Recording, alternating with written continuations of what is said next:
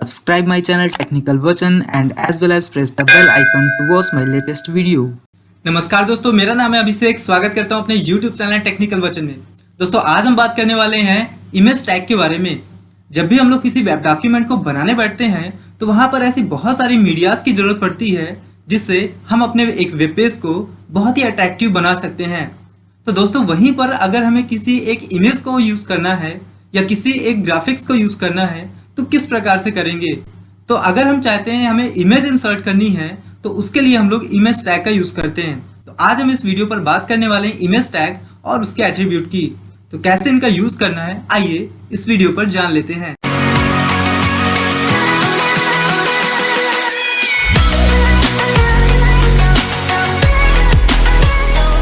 चलिए दोस्तों बात कर लेते हैं IMG अर्थात इमेज टैग की। दोस्तों यह एक एम्प्टी टैग होता है जिसका प्रयोग अपने वेब पेज में इमेज को जोड़ने के लिए किया जाता है।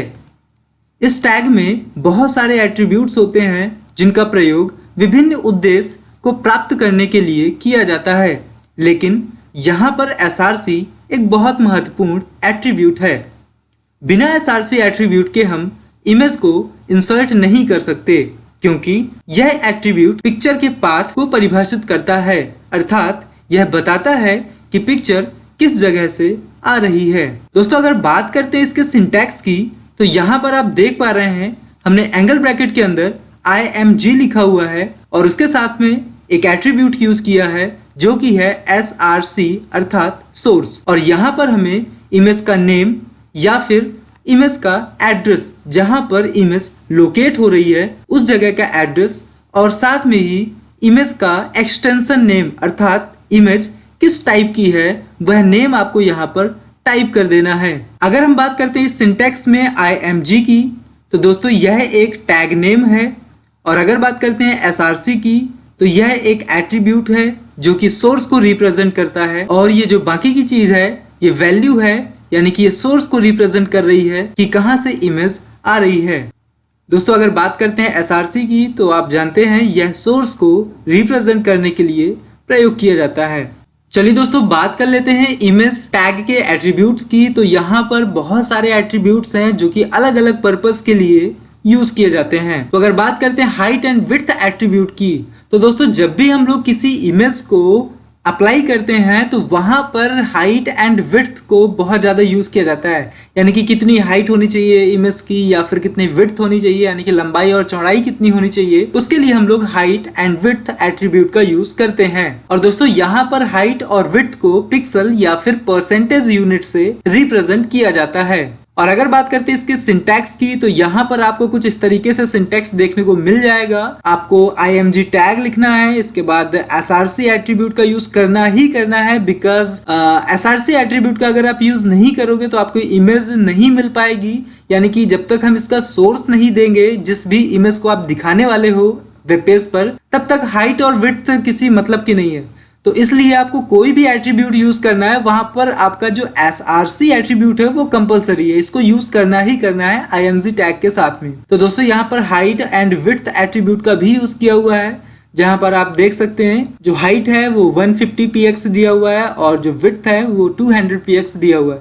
तो इस तरीके से जो है हम हाइट एंड विड्थ एट्रीब्यूट को अप्लाई कर सकते हैं। चलिए बढ़ते हैं नेक्स्ट एट्रीब्यूट की तरफ जो कि है बॉर्डर। दोस्तों कई बार आप देखते होंगे इमेज के जो अराउंड बॉर्डर दिखाई देता है उसकी विड्थ कितनी रखनी है। तो दोस्तों अगर आप चाहते हो जो इमेज में बॉर्डर आता है उसकी विड्थ को इंक्रीज करना है या फिर डिक्रीज करना है देन उसके लिए आप जो है बॉर्डर एट्रीब्यूट का यूज कर सकते हो। तो अगर बात करते हैं इसको अप्लाई कैसे करना है तो यहाँ पर आप सिंटैक्स में देख पा रहे हैं आपको सिर्फ बॉर्डर एट्रीब्यूट को लिखना है, इक्वल का सिंबल लगाना है and then double inverted comma के अंदर जितनी भी आप विड्थ चाहते हैं वो वैल्यू आपको यहाँ पर मेजर करके रख देनी है। तो ये था बॉर्डर एट्रीब्यूट और चलिए बढ़ते हैं नेक्स्ट एट्रीब्यूट की तरफ जो कि टाइटल। दोस्तों टाइटल भी बहुत इंपॉर्टेंट एट्रीब्यूट होता है इमेज के लिए। जब भी हम चाहते हैं कि हमारी जो इमेज आ रही है और हम उसका टाइटल भी डिस्प्ले कराना चाहते हैं कि इमेज का नेम क्या है या जो भी आप डिस्प्ले कराना चाहते हैं इमेज के लिए, तो उसके लिए हम लोग टाइटल एट्रीब्यूट का यूज करेंगे। और जब भी हम इस एट्रीब्यूट का यूज करते हैं तो जब हम इमेज पर अपने माउस को ओवर करते हैं, यानी कि माउस के जो कर्सर होता है, पॉइंटर होता है, उसको इमेज के ऊपर लेकर के जाते हैं, तब उस इमेज का टाइटल डिस्प्ले होता है। तो चलिए बात कर लेते हैं इसके सिंटैक्स की। तो यहाँ पर आप देख पा रहे हैं, आपने देखा title is equal to double inverted commas के अंदर हमने एक वैल्यू दी हुई है जो कि है लोटस। तो ये इमेज का सपोज नेम हो सकता है या उससे रिलेटेड कुछ भी टाइटल वगैरह आप दे सकते हैं जो उससे रिलेट कर रहा हो। तो ये था टाइटल एट्रीब्यूट का यूज। और चलिए दोस्तों बढ़ते हैं नेक्स्ट एट्रीब्यूट की तरफ जो कि है ऑल्ट। और यहाँ पर ऑल्ट एट्रीब्यूट का यूज किस लिए होता है, तो जब भी आप इमेज को लगा रहे होते हो वेब पेज पर और कई बार ऐसी मिस्टेक्स हो जाती हैं या इमेज हमारी सही तरीके से लोड नहीं हो पाती है, तो उस जगह पर हम ऑल्ट एट्रीब्यूट का यूज कर सकते हैं। और इसका यूज जो है वो होता है किसी एक अल्टरनेटिव टेक्स्ट को डिस्प्ले कराने के लिए। यानी कि जैसे ही इमेज आप दिखाना चाह रहे हो और वो इमेज सही तरीके से लोड नहीं हो पा रही है या वो दिख ही नहीं रही है, तो उसकी जगह पर आप किसी एक पर्टिकुलर टेक्स्ट को डिस्प्ले करा सकते हो, देन आप इस एट्रीब्यूट का यूज कर सकते हैं। तो चलिए बढ़ लेते हैं इसके सिंटेक्स की तरफ। और यहाँ पर आप देख पा रहे हैं इसके लिए क्या है, तो बिल्कुल टाइटल की तरह ये भी है। आप जैसे टाइटल एट्रीब्यूट का यूज करते हैं वैसे ही ऑल्ट का भी यूज कर सकते हो। तो ये था इसका सिंटेक्स। और चलिए बढ़ते हैं नेक्स्ट एट्रीब्यूट की तरफ जो कि बहुत ही इंपॉर्टेंट एट्रीब्यूट है और इसकी हम बात कर चुके हैं पहले भी, लेकिन फिर भी यहाँ पर और अच्छे से समझ लेते हैं कि एसआरसी एट्रीब्यूट का यूज क्या होता है। फिलहाल आप जानते हैं एसआरसी एट्रीब्यूट का यूज जो होता है वो एक इमेज को डिस्प्ले कराने के लिए होता है। यानी कि इमेज का जो सोर्स है यानी कि पाथ है वो किस जगह से आ रहा है या जो इमेज रखी है वो किस जगह पर रखी, किस फोल्डर पर लोकेट हो रही है, तो उस पूरी चीजों को ये जो है सोर्स बताता है। तो यहाँ पर अगर बात करते हैं इसके सिंटैक्स की, तो आप पहले से भी जान चुके हो img टैग के साथ में src एट्रीब्यूट का यूज करना और यहाँ पर आपको पाथ देना है इमेज का, देन उसका जो है टाइप देना है जिस भी टाइप को वो एग्जिस्ट कर रही हो। तो ये था दोस्तों। अब बात आती है दोस्तों कि जो हमारी इमेज है वो किस जगह पर रखी है। तो कई बार दोस्तों हम लोग जो है इमेज जब यूज करते हैं उसे डिफरेंट लोकेशन से रिसीव करते हैं या फिर कई बार हम लोग सेम लोकेशन पर रखते हैं जहां पर हमारा वेब पेज लोकेट हो रहा होता है। तो इस तरीके से कुछ हमारे पाथ होते हैं। तो यहाँ पर अगर हम बात करते हैं तो हमारे दो तरीके से पाथ यूज होते हैं जो कि है एब्सोल्यूट एंड रिलेटिव। दोस्तों अगर बात करते हैं एब्सोल्यूट की, तो यहाँ पर आपका जो है एब्सोल्यूट जो पाथ होता है वो बताता है कि जो इमेज रखी है आपने वो किसी डिफरेंट लोकेशन पर रखी हुई है, यानी कि जहां पर आपका वेब पेज रखा हुआ है उस जगह पर वो इमेज नहीं है।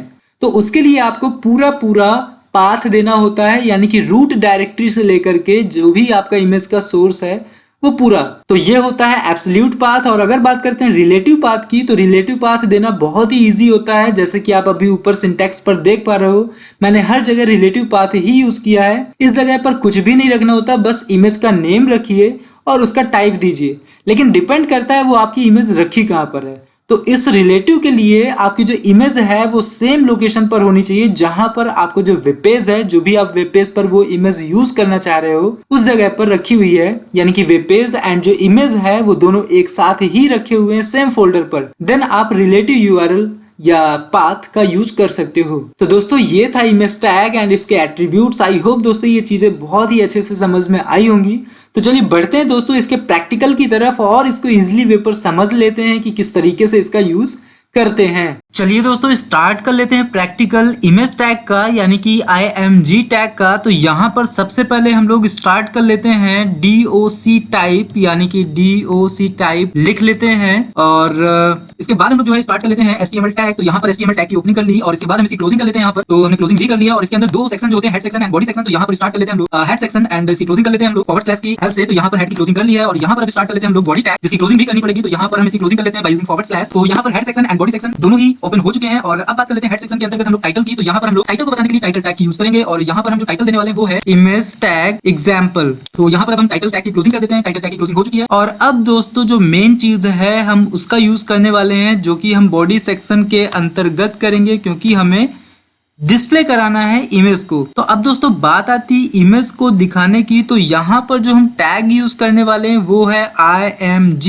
इतना लिखने के बाद आपको स्पेस देना है और img टैग का जो सबसे चहेता एट्रीब्यूट है, यानी कि हम बात कर रहे हैं src एट्रीब्यूट की, इसको यूज करना है और इस पर वैल्यू असाइन करनी है इमेज का नेम एंड इसका जो टाइप होता है वो। तो यहाँ पर हम सबसे पहले इक्वल का सिंबल लगा देते हैं और अब इसके बाद डबल इन्वर्टेड कॉमास का यूज करते हुए यहाँ पर हमें नाम देना है इमेज का एंड देन जो टाइप एग्जिस्ट कर रहा है वहां पर इमेज का वो देना है। तो दोस्तों इस चीज के लिए जो जरूरत है सबसे ज्यादा वो है हमारे इमेज की। तो यहाँ पर सबसे पहले हम एक इमेज ले लेते हैं। तो इसके लिए मैं एक फोल्डर जहां पर मैंने इमेज रखी हुई है उसको ओपन कर लेता हूं। तो दोस्तों आप यहाँ पर देख पा रहे होंगे मैंने एक HTML नाम का फोल्डर बना रखा है जहां पर मैंने एक इमेज ऑलरेडी यहाँ पर रखी हुई है और इसी जगह मैं इस फाइल को भी सेव करने वाला हूँ। तो चलिए सबसे पहले यहाँ पर मैं इसका सोर्स दे देता हूँ। तो सोर्स कैसे पता करेंगे इमेज का कि इसका नाम क्या है? वैसे नाम तो आप यहाँ पर अच्छे से देख पा रहे होंगे, लोटस दिख रहा है, बट इसका टाइप क्या है और भी बहुत सारी चीजें जो हमें जरूरत पड़ेगी यहाँ पर। तो इसके लिए सबसे पहले आपको करना क्या है, आप इस कर्सर को जो पॉइंटर आपको दिख रहा है इसे ऊपर लाना है इसके और राइट क्लिक करना है माउस का और इसके बाद सबसे बॉटम पर एक ऑप्शन आ रहा है आपको दिख रहा होगा प्रॉपर्टीज का, इस पर क्लिक करना है। आफ्टर दैट आप यहाँ पर एक डायलॉग बॉक्स देख रहे होंगे, इस जगह पर आपको दिखा रहा है इमेज का नेम एंड इसका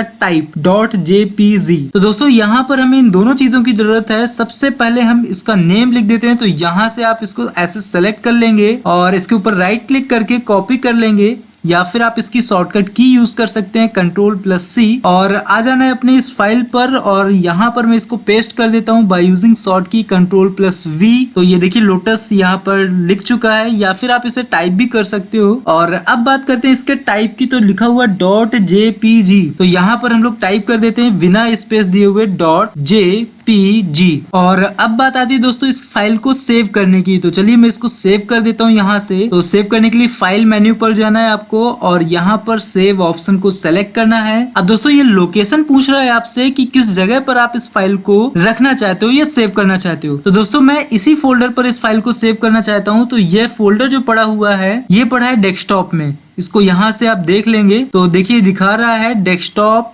के अंदर HTML नाम का फोल्डर है। तो यहाँ से मैं डेस्कटॉप को सिलेक्ट करता हूँ और इसके अंदर ये HTML नाम का फोल्डर है। मैं इसके अंदर आ चुका हूँ और अब मुझे इस फाइल का नेम देना है। तो मैं नेम दे देता हूँ, कुछ भी आप देना चाहते हो वो दे सकते हैं। तो मैंने यहाँ पर दिया image.html, ये इसका एक्सटेंशन हो गया HTML फाइल का। और अब यहाँ पर सेव बटन पर क्लिक कर देना। तो जैसे ही मैंने सेव बटन पर क्लिक किया आप दोस्तों यहाँ पर देख पा रहे होंगे इमेज नाम की फाइल यहाँ पर डिस्प्ले होने लगी है। अब दोस्तों इस फाइल को हम ओपन करके देख लेते हैं क्या हमें इमेज यहाँ पर डिस्प्ले हो रही है या नहीं हो रही है। तो चलिए मैं इसको ओपन कर लेता हूँ। तो यहाँ पर राइट क्लिक किया और ओपन बटन पर क्लिक किया और देखते हैं यहाँ पर क्या रिजल्ट आने वाला है। तो ये देखिए दोस्तों इमेज आ चुकी है, लेकिन यहाँ पर एक प्रॉब्लम ये आ रही है कि इमेज का जो जूमिंग परसेंटेज है या आप बोल सकते हो इसकी जो हाइट एंड विड्थ है वो इतनी ज्यादा है कि हमें यहाँ पर बहुत ही जूम करके दिखाई दे रही है इमेज। तो अब ये इस प्रॉब्लम को दूर करने के लिए हम कुछ एट्रीब्यूट्स का यूज करेंगे जिससे हम इस इमेज की जो हाइट है एंड जो विड्थ है उसको इंक्रीज या फिर डिक्रीज आप कर सकते हो। तो चलिए अब नेक्स्ट एट्रीब्यूट जो इसका यूज करने वाले हैं वो है हाइट एंड विड्थ। लेकिन सबसे पहले हम समझ लेते हैं इसके सोर्स को कि किस तरीके से हमने इसको यूज किया हुआ है। आप देख पा रहे हैं दोस्तों ये वही इमेज है जो हमने यूज की हुई है। तो ये तो हो गया दोस्तों इसका रिजल्ट। अब चलिए बढ़ते हैं हम लोग अपने जो है कोड फाइल की तरफ और इसकी डिटेल से जान लेते हैं कि क्या क्या चीजें इसमें और एक्स्ट्रा यूज करेंगे हम। तो चलिए चलते हैं कोड फाइल में। तो दोस्तों यहाँ पर हम लोग आ चुके हैं, आप देख पा रहे हैं यहाँ कोड फाइल दिख रही है और यहाँ पर वो फोल्डर दिख रहा है जहां पर इमेज एंड जो ये फाइल है आपकी कोड फाइल ये दोनों ही रखी हुई है। तो एक तो तरीका है ये जो दोस्तों आप देख पा रहे हैं सोर्स अभी ये है हमारा रिलेटिव सोर्स यानी कि रिलेटिव पाथ। अब रिलेटिव पाथ का मतलब क्या होता है तो आप लोग जानते हैं पहले से रिलेटिव पाथ होता है जहां पर इमेज एंड जो वेब पेज आप जो बना रहे हैं वो दोनों एक ही फोल्डर पर रखे हुए हैं। तो ये हो गया रिलेटिव। इसके लिए आपको ज्यादा कुछ नहीं करना होता, बस जिस इमेज का आप यूज कर रहे हो उस इमेज का नेम एंड उसका जो टाइप है यानी कि जेपीजी जो भी आप यूज करना चाहते हो, डिफरेंट टाइप्स की इमेजेस आप यूज कर सकते हो। तो उनका डिफरेंट टाइप होगा तो वो आपको यहाँ पर फिलअप कर देना है। अब बात आती है अगर ये इमेज किसी अनदर लोकेशन पर होती है तब हम इसको कैसे यहाँ पर रखेंगे। यानी कि अब जो हम बात करने वाले हैं वो है एब्सोल्यूट पाथ की। तो अब एब्सोल्यूट पाथ कैसे क्रिएट करेंगे तो दोस्तों मैं इसी फोल्डर पर एक फोल्डर बना लेता हूँ इमेज नाम का। मैंने इमेज नाम का फोल्डर बनाया और अब इस इमेज को मैं रख देता हूँ इस इमेज नाम के फोल्डर के अंदर। अब इसके अंदर जाएंगे दोस्तों तो देखिए यहाँ पर ये इमेज दिखाई दे रही है। अब अगर हम इस फाइल को, ये तो अभी फाइल वही है और यहाँ पर हमने lotus.jpg दे रखा है, लेकिन जो इसकी लोकेशन दी हुई है और ये जो वेब पेज पड़ा हुआ है वो यहाँ पर है, और अब जो इमेज है उसकी लोकेशन चेंज कर रखी है, यानी कि अब इस वेब पेज के साथ में इमेज नहीं है। तो अब इसका रिजल्ट एक बार हम लोग देख लेते हैं, क्या हमें इमेज डिस्प्ले हो रही है या नहीं हो रही। तो चलिए चलते हैं हम लोग अपने रिजल्ट फाइल पर और डिस्प्ले करा लेते हैं कि क्या हमें इमेज दिखाई देती है या नहीं। तो दोस्तों फिलहाल अभी ये इमेज दिख रही है। अब हम इस पेज को रिफ्रेश करेंगे और देखते हैं क्या हमें इमेज दिखती है या नहीं। तो दोस्तों आप देख पा रहे हैं यहाँ से इमेज दिखना बंद हो चुकी है। अब ये क्यों हो चुकी है? तो यहाँ पर जो हमने पाथ दिया हुआ था इमेज का वो था रिलेटिव, और रिलेटिव पाथ कहता है कि जो भी आप इमेज दे रहे हैं वो उसी जगह होनी चाहिए जहां पर आपकी फाइल पड़ी हुई है। तो दोस्तों यहाँ पर जो वेब पेज बनाया यानी कि जो फाइल है HTML की वो तो ये पड़ी है, बट इसके साथ पर इमेज नहीं है, क्योंकि हमने इमेज को मूव करा दिया है इमेज नाम के फोल्डर पे, तो उसकी लोकेशन तो चेंज हो गई। तो इसी के अकॉर्डिंग अब हम जो पाथ यूज करेंगे वो होगा एब्सोल्यूट पाथ। तो दोस्तों एब्सोल्यूट पाथ को देने के लिए बहुत ही इजी तरीका है। आप सबसे पहले उस फोल्डर को ओपन कर लीजिए जहां पर इमेज एग्जिस्ट कर रही है। तो हमारा जो इमेज फोल्डर है यहाँ पर इमेज रखी हुई है। अब सेम प्रोसीजर अपनाना है, आपको राइट क्लिक करना है और इसकी प्रॉपर्टीज को डिस्प्ले कराना है। अब दोस्तों जैसे ही आप प्रॉपर्टीज देख पा रहे होगे यहाँ पर आपको लोकेशन दिखा रहा होगा, लोकेशन। तो इस लोकेशन को आप कॉपी कर लीजिए, इस तरीके से सेलेक्ट करके आप इसे कॉपी कर लीजिए Ctrl+C, या फिर आप इस पर राइट क्लिक करके कॉपी ऑप्शन को यूज कर सकते हो। कॉपी हो गया। अब हमें करना क्या है? करना ये है कि जो भी आपने नेम लिया हुआ था उसकी जगह पर अभी मैं इसको हटा देता हूँ और इसकी जगह पर अब मैं यूज करता हूँ ये जो पाथ मैंने कॉपी किया है इसको पेस्ट कर दिया। आप देख पा रहे हैं यहाँ पर मैं अभी ये जूम किया हुआ है मैंने ज्यादा, इसलिए ज्यादा पूरा नहीं दिख रहा है आपको, ये इस तरीके से देख रहे हैं। तो इमेज नाम के फोल्डर तक ये चीज दिख रही है। अब बात आती है इमेज दिखेगी कैसे। तो ये तो हो गया अभी इसका पाथ, लेकिन अभी ये पूरा नहीं है। अब आपको यूज करना है बैकस्लैश और यहाँ पर अब लिखना है आपको जो इमेज है उसका नेम। तो यहाँ पर जो इमेज का नेम है वो है लोटस, तो हमने टाइप कर दिया। और अब बात आती है इसके टाइप की। तो टाइप लिखने के लिए आपको डॉट यूज करना है एंड देन टाइप करना है JPG, यानी कि जो भी टाइप आपकी इमेज का होगा वो टाइप कर देना है। बस दोस्तों इतना ही करना होता है एब्सोल्यूट पाथ के लिए। और अब हम इस फाइल को सेव कर लेते हैं बाय यूजिंग सेव शॉर्टकट की Ctrl+S। और अब चलते हैं अपने रिजल्ट फाइल की तरफ और देख लेते हैं क्या हमारा रिजल्ट आ रहा है या नहीं। तो दोस्तों अब हम लोग रिजल्ट फाइल की तरफ आ चुके हैं और अभी हमने इस पेज को रिफ्रेश नहीं किया हुआ है। तो चलिए रिफ्रेश कर लेते हैं और देखते हैं क्या हमें इमेज डिस्प्ले होती है या नहीं। ये नहीं हो रही है। क्यों नहीं हो रही है? तो दोस्तों ये डिपेंड करता है आपके ब्राउजर पर। अब ब्राउजर आप कौन सा यूज कर रहे हो? तो मैं जो यूज कर रहा हूँ वो है मेरा अभी मोजिला फायरफॉक्स। चलिए मैं इस चीज को डिफरेंट ब्राउजर पर ओपन करके देखता हूँ क्या यहाँ पर डिस्प्ले हो रही है या नहीं। अगर हो रही है तो ठीक है, और अगर नहीं हो रही होगी तो दिक्कत आ रही है। तो इसके लिए सबसे पहले हम अपनी फाइल को देख लेते हैं कहां पर है। तो ये रखी हुई है फाइल। अब इसको करना क्या है? इसके लिए आपको जाना राइट क्लिक करना है और यहाँ पर आप देखोगे ओपन विद का ऑप्शन आ रहा है। अब दोस्तों ओपन विद में जाने के बाद यहाँ पर आपके जो भी ब्राउजर्स आपके कंप्यूटर पर इंस्टॉल्ड होंगे वो डिस्प्ले होने लगेंगे। तो यहाँ पर मैं सेलेक्ट कर लेता हूँ गूगल क्रोम और गूगल क्रोम पर क्लिक करने के बाद देखता हूँ क्या ये चीज डिस्प्ले हो रही है या नहीं। तो दोस्तों यहाँ पर देख पा रहे हैं आप इमेज डिस्प्ले होने लगी है। इसका मतलब जो प्रॉब्लम आ रही थी वो थी हमारे ब्राउजर पर। तो चलिए दोस्तों अब आप लोग सीख चुके हैं कि किस तरीके से हम लोग रिलेटिव पाथ और एब्सोल्यूट पाथ का यूज करते हैं। चलिए अब बात कर लेते हैं अदर एट्रीब्यूट्स की जो हम इमेज में यूज करते हैं। तो यहाँ पर मैं इस फाइल को बड़े रूप में दिखा देता हूँ। और दोस्तों अब जो एट्रीब्यूट यूज करने वाले हैं वो है सबसे पहला एट्रीब्यूट जो कि हम हाइट और विड्थ देखेंगे। तो यहाँ पर मैं अभी यूज कर रहा हूँ हाइट। तो लिख देते हैं हाइट इज इक्वल टू, और दोस्तों यहाँ पर जो हाइट और विड्थ देते हैं हम लोग वो पिक्सल पे दे सकते हैं या फिर आप परसेंटेज पर दे सकते हैं। तो यहाँ पर हमें डबल इन्वर्टेड कॉमास के अंदर लिखना है। तो हम लोग जो हाइट इसकी यूज कर रहे हैं वो है सपोज हमने दे दी 200 पिक्सल। पिक्सल को px लिखते हैं और अब इस फाइल को सेव कर लेते हैं। तो फाइल पर जाना है और सेव पर क्लिक कर देना। फाइल सेव हो चुकी है और चलिए चलते हैं अपने रिजल्ट फाइल की तरफ। तो दोस्तों यहाँ पर रिजल्ट फाइल पर हम लोग आ चुके हैं और अब इस फाइल को रिफ्रेश करना होगा एक बार।